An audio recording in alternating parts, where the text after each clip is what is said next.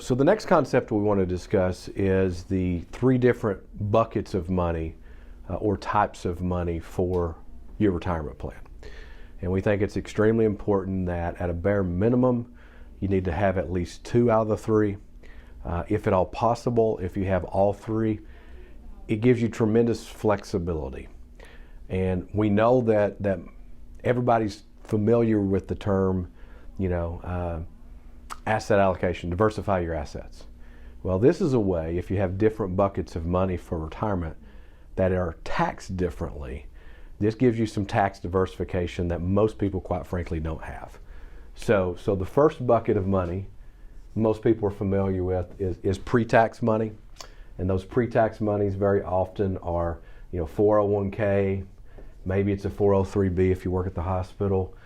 Perhaps it's an IRA or an IRA rollover. Those are the pre-tax assets. And here's what we know.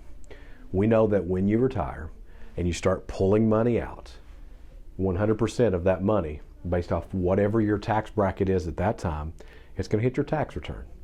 So while these are great accumulation vehicles, we have to consider the impact of our plan when we get to retirement and say, you know what, I'm going to have to pay tax on that money.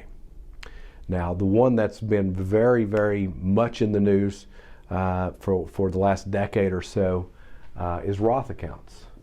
And for the most part, a lot of you may have this Roth IRA.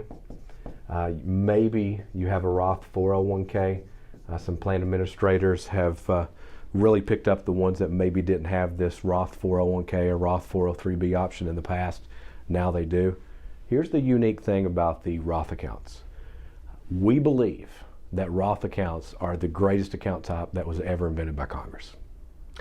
The reason is, for qualified distributions, which are accounts that you have for at least 5 years, after 59 and a half, 100% of the growth of these Roth accounts, zero taxes.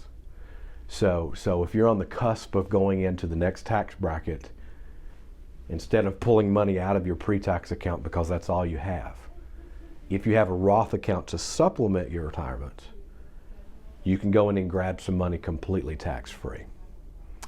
Now, the third type of account is non-qualified. And normally, a lot of times these are taxable, brokerage accounts. And very simply, they are taxed at capital gains rates. So we got capital gains rates for non-qualified money. We've got tax-free for your Roth money. And then certainly we have ordinary tax rates for your pre-tax money.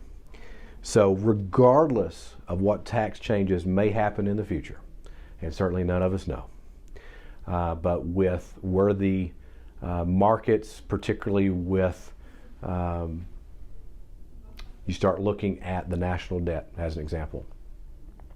We believe in the future tax rates very well could be higher. Again, a lot of people feel that way. We don't know for sure, but here's what we do know. If you have three buckets of money that you can pull money from, regardless of what the tax brackets give us in the future, we can run an analysis and say, where is the best place for you to be pulling money from? Which accounts make the most sense for you to pull that extra $5,000 that you're going to go on extra vacation this year? So again, very important concept. These are three different buckets of money for retirement. They all have different tax implications, and certainly look forward to discussing those with you a little bit more.